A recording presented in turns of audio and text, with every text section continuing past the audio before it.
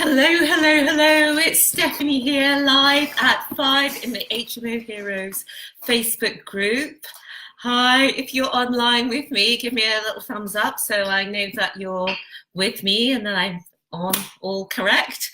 So if you're not watching this from the HMO Heroes Facebook group, do look us up if you're interested in HMO property investment. It's the place to be for, I always get this wrong, my order round, information, inspiration and motivation, and to carry on the conversation. So in this video, we answer your questions, and tonight's questions, the last few weeks have been more focused on rent to rent, but tonight's questions are equally relevant whether you're doing rent to rent or you're buying and managing your own HMOs. So I think for those of you who are buying, you're going to really like tonight as well. So the question that we've had in from Delita is all about filling your rooms when when spare rooms is no longer working. And I think, this is the real challenge within HMO investing, however you're doing it, is that you only really see the returns when your property is full most of the time. And when you've got rooms empty, you can sometimes be making a loss. I just want to say a quick hello to who's already online with us. So we've got Dave Cannon. Hey, I've been messaging you today, so hello, Dave. We've got Chaim Lemberger. We've got Martin Scott. Ooh, don't normally see you at this time. Napa and Mark Solis and Sharon. So hi guys. Ask any questions in the comments if you've got any, and we'll just kick straight into it. I'm going to read out Delita's question, and it was, in September, while we're getting the house HMO ready and decorating, we had lots of interest. Oh, this is a shame. They had lots of interest on SpareRoom, but they didn't want to do the viewings. So that was a mistake, because now they're on SpareRoom, but they're not getting any interest in the room. So she thought that agents might be a good way to fill her rooms. Now, I'm just going to give the top ways to... Oh, who's eating in the background? Bloody hell, there's no secrets in here, is there? I'm keeping it a secret, Martin. Right, you've thrown me off my... you've thrown me off my course now. Right, okay, where were we? And just in case anyone knows having toes in the hole, Martin, are you impressed with that? Let me know. I'm just on purely water. Right, okay, so where were we? So I'm giving you some tips when SpareRoom's not working and you feel that you've missed the boat, and in case of rent to rent, you're going to have to start paying the guaranteed rent soon, and often that's higher than what if you bought it and you're paying the mortgage. So first of all, for setup in future, have a bit of a rent-free period so you don't have to pay the rent straight away. But second thing is that normally SpareRoom is the place where most of your customers are. So you have to optimize your appearance on the SpareRoom platform. You have to up your SpareRoom game, because there are people on there who are looking for rooms. You're just going to make sure that yours is going to be one of the attractive rooms for them. So the easiest thing that you can do on SpareRoom, and the number one thing really to up your game on there, is to make sure that you've got the right photos. So basically, if you're still in that initial refurb phase, now is a great time to go around with a critical eye, get your rooms looking ship shape, get your camera out, and just either do it yourself or get a professional in. We do get a professional photographer, but I've seen if you're on a tight budget, do it yourself. The tips are, there are lots of tips online for how to do property photographs, but one of the key ones is just to get the composition right, so you've got composition and lighting. So first of all, make sure that all the best time to do it obviously is in bright daylight, because you're going to get the room looking really good then. Get all the lights on as well. And secondly, get the composition right. Just make sure that you've got, that you're giving a good representation of the room. Another tip is to go down to sort of bed height, maybe kneel down and just get a really good composition, so you're not sort of looking down on the room. You sort of got it at a good angle. But if all that is beyond you, yeah, I would definitely say get a professional in. It's because you're going to be using those photos, the setup photos, you know, for the next few years when you're renting out your room. So first of all, to up your spare room game, number one, get your photos right, do new photos. And then number two, check the words on your ads. Got to remember, you're not just selling a room, you're selling a lifestyle, a lovely life in your property that's going to be their home. So tell them about what they'll be able to do when they're there, what's nearby it, what are the features of your property that's going to make it really relaxing. Maybe it's got a massive living room, or maybe the bedroom's really big, or you know, tell them about the people who live there and that they're professional or whatever.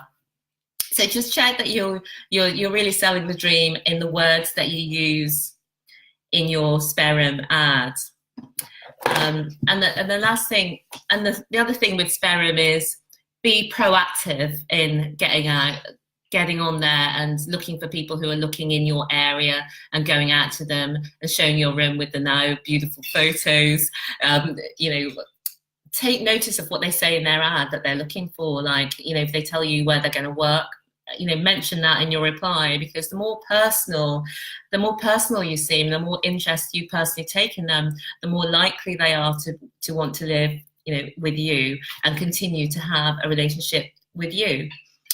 And the next thing is, this is just for ease, create some templates, some email templates, so that you're not having to think up everything every single time. You can just paste in the template and then update it so that it speaks to that individual person. And the next thing is, what you seem to be saying is that you're not getting people who are contacting you on SpareRoom, but if you upgrade your bits, I'm sure you will get people who begin to then contact you in SpareRoom. And at the viewings, again, you need to really listen to what they say. I just ask them why they're moving. And when you ask people why they're moving, it's a very open question, and they often tell you, you know, they've got a new job, or they've started a relationship and they wanted to move closer, or whatever the reason is. But they might also tell you about what they're looking for in a room, like they've got a lot of things and they wanted somewhere bigger, or whatever the reason is. So you can feed into that and explain how your room or your house meets some of those needs, and also tell them all the other things that they can expect from you, such as you don't say we give exceptional service, you just demonstrate that you care about the property and show them the various ways. So for example, you might talk about your cleaning service that's every fortnight, or you might talk about how you're in our case, you've got the online maintenance service, so everything's replied to within a certain period, and that all so that people can see that you're really caring about the property and about the people in it, and so on. So I think it's really important to make that really work for you as well. And I think the other things you already know is that really start showing it before it's complete, because as long as, you know, if your rooms are nearly there, even if you've still got a few bits and pieces to do. I mean, we've in the past shown rooms that are absolute building sites, because we just show them the after pictures from other properties and say, well, at the moment it's a building site, but you can see, you know, broadly what the space looks like. And you know, it is going to look like this, and people do take it on trust as well. So the other things that you can do is you can look at other platforms. So Open Rent is a fantastic platform that we use as well, because Open Rent puts your property onto Rightmove. So when you use Open Rent, you must use the upgrade. Now, people have had mixed results. Some people find that it works really well for them. Other people find maybe Open Rent's not working so well. But I think if you're in this stage where you're struggling, definitely it's a great time to get onto Open Rent and use that upgrade. I think it's £29, and that puts you on Rightmove. So check out being on Rightmove and see what you can do on there. The other thing you can do is you can contact local large employers to let them know about your property. That tends to be more of a longer term thing, because you've got to get to know people and have a relationship where they can start sending people to you regularly. But for the short term things, it's optimize your spare room, especially the photos, the words, and then optimize your viewings with them. And also, you know, look at going on to open rent. Those are your quick fixes to get your room full. And then in the longer term, you can look at going on to corporates, speaking to companies, so you've got other ways to fill your rooms apart from relying on SpareRoom and open rent. So if you have other ways that you do it when things are not working for you on SpareRoom, or that you've heard other people talk about, I'd love to hear about those in the comments. Let's have a look. Yeah, that's what we should have done. Delita's just saying, yeah. Well, you know, next time, you never know all these things from this. If we all knew these things at the start, Delita, it would be amazing, wouldn't it? But good luck with that. And I know that sometimes, remember, it is a bit of a slower time of year, or it can be, but I think uplifting your photos, that's number one. Are you happy with the photos that you've got on there, Delita? Let me know in the comments and I'll come back and reply. But for now, I'm going to go on to, who was next? Andy Homant. Hi, Andy. Andy has says, this is about property management services. I was curious to know who on here uses Arthur to manage their rent-to-rent properties, or all properties for that matter. So if you use a property management system, an online property management system, can you put in the comments what you're using and whether you give it a thumbs up or thumbs down? I'd love to know what you guys are all using, and I'm going to give you my experiences here. So Andy says, I'm curious to know who uses Arthur to manage their rent-to-rent properties or whatever properties. How key, essential has it been to allow you to become a truly hands-free investor stroke manager and have a genuinely passive income? Or if you have a good letting agent to manage your rent-to-rent deals, do you even need to use a program like Arthur? I'm slowly trying to build ideas on the resources and programs that are available to systemize as early as possible. So it'd be great to get some reviews from the people who use it. Thanks, heroes. So that is Andy's question. So it's a fantastic question, and it is, in my opinion, absolutely fundamental to have an online property management system so that you can oversee other people's management of your properties. Now, in the case of rent-to-rent, I'm very skeptical, as you know, about using an agent to manage a rent-to-rent. But leaving that aside, whoever's managing your properties for you, whether it's you or whether you have, I think having an online platform gives you more scope to bring in a property manager. So let me paint the picture for you and give you the scenario of what can often happen. So you've got your HMOs, you've bought your HMOs, you've refurbed them. I'm going to come back to your question in a minute to later. You've bought your HMOs, you've refurbed them, or you're doing rent to rent, and you've got maybe one or two to start off with, and you've got your spreadsheets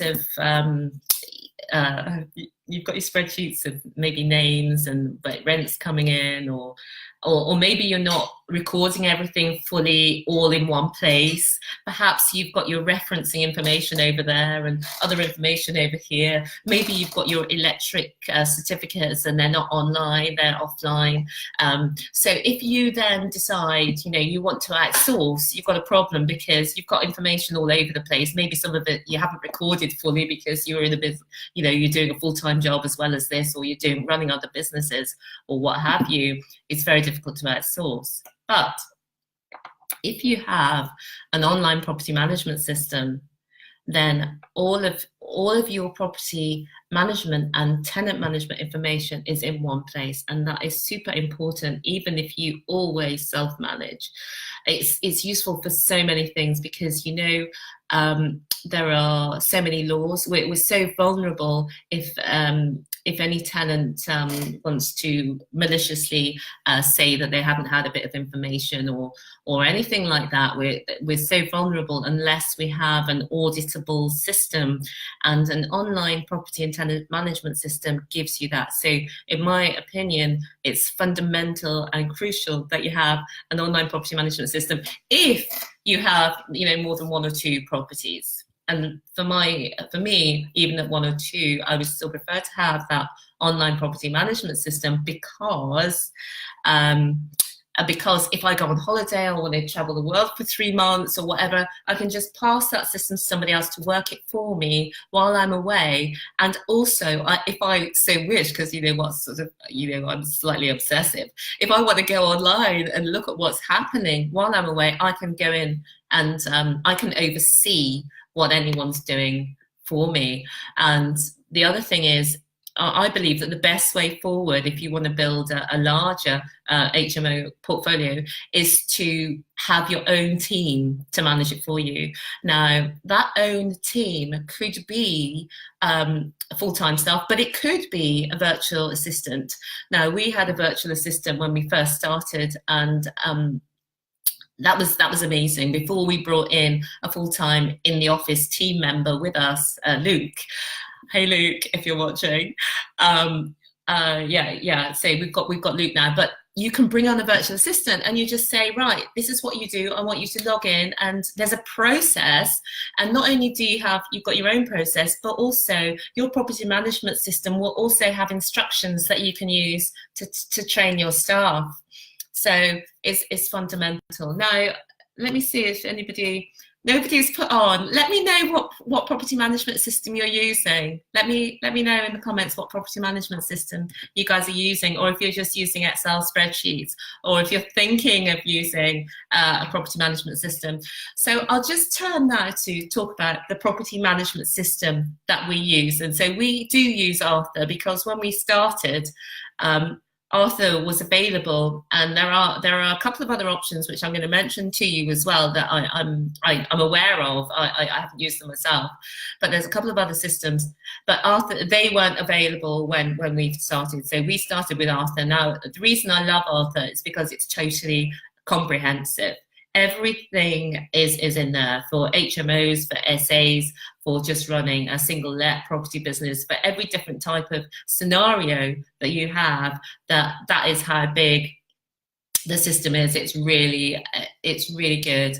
And what we love about it is, apart from outsourceability, making outsourcing much easier, is all the information is in one place. So there's a part of it where all of the property documents can go in and we can access them, and all the tenants can access them. There's a part where all the tenant documents can go in and we can access, and the single tenant who's the tenant that they belong to can also see them. So it's totally auditable, and it links up to Xero, and all the messaging both ways is in there, and it's fabulous. I wrote our one. Oh my gosh, Andy Hobart's watching live, hey? Good. Okay, Andy. So I think it's just a case, Andy, of working out which one of those systems works best for you. So there's Arthur. The other two that I know of is one that was mentioned in the comments after yours was Go Tenant of Rick Gannon's one, and then there's the other one which is the Engine Room, which is Francis Dolly's system. So those are the 3 that I'm aware of that work really well for HMO. There might be others, but I think just have a look and have a go and work out which one's going to be best for you, and you eventually for you and your team, Andy. Because I think, yeah, you're right. If you're wanting to grow this into a business, it's essential. And just work out which one's best for you and go for that. Okay, and Martin Scott's just showing off because he's a software guy and he wrote his. Next up, if there's any follow-up to those, let me know. Am I missing anything? Oh, Maz. Hi, Maz. Next up, it's cleaners, and this is a good question. And Connor Boyce has asked, just wondering how many HMO R2Rs based in Birmingham are offering a cleaning service in their monthly budget with their tenants? If so, who do you use? How much is the average going rate? Well, I think this one will probably vary all across the country. Where we are in Newport in Wales, we pay £12 an hour for our cleaners, and we have a cleaning checklist. We use a small cleaning company, and we're really we've got a checklist. They do lots of other things, so obviously they can keep an eye on the property, let you know if there's any problems, let you know of any maintenance issues, as well as cleaning. So they're a great resource. They keep the properties up to scratch. I think the tenants really love it that we've got the cleaners going in. But it is difficult, or it can be difficult, to find a really good cleaning team who's going to keep things up to your level. I think it's part of your overall package where it's on both sides. So it's you know, you've got to have a good relationship with your tenants where they're helping you to keep the property in a great condition, and that makes things run smoother for the cleaner going in as well, and so the whole thing works as a whole. So £12 an hour we pay. Don't know what other people pay in other areas. Let me know in the comments, you know, how much you pay for your cleaners and where you are, if you've got cleaners at the moment or if you don't use them. I don't know. But we hear some people saying that they're fine without the cleaners, but well, it's just a fact, isn't it, that properties go downhill if nobody's cleaning them, and it might not make any difference over a month, but over a year, over 2 years, over 3 years, your property's going to go downhill if you don't have a regular cleaning team going in, because I don't think you can rely on individuals within a house share to clean your property to the standard that's required to make it sure that you can let out the rooms really easily on a consistent basis, which you need for any HMO investment, but especially for rent to rent, where you have higher costs usually than if you own your own HMO. So that is this week's questions. So thanks for joining me, and just want to say just quickly let you know about something, which is that I am going to be doing some free training. This is for you guys who are interested in rent to rent, and I'm going to do a free live training. First time I've done this. So if you are interested in this, I've put a link to the email to register, and we will announce the date. We'll announce the date for you coming up soon, but it's going to be over the Christmas holidays. So while you're off over Christmas, and then it's going to be in a private area. So register in the link. We're going to do a longer training, which is all about rent to rent and getting your first deal. And I can see that Andy said, the cleaner for my personal flat in Aylesbury is £83 a month. That's for a fortnightly clean. Think I might need to shop around. And great point on the advertising. Oh, great points on the advertising and the cleaners. Okay, thanks. Yeah, £83 a month. We pay £55 a month. It kind of works out too. But obviously in London and other places, you know, you might have to pay more. And I just forgot, Deleter's made the point. Okay, I thought that open rent was for landlords only. Well, it is for landlords only, but we do have authority from the owner to rent out those properties, and typically it's on a much smaller numbers than a standard letting agent. So there is a workaround. Yeah, message me about that. Okay, message me about that. But I think open rent is an option for you to get you on Rightmove, and see if that makes a difference for you, Deleter. Okay. All right, my lovelies. Well, that's it for tonight. I will see you guys next week. Ask any questions that I see coming up in the group. I will answer next week. So bye for now, guys. Have a great evening. See you later. Bye. Bye. Bye.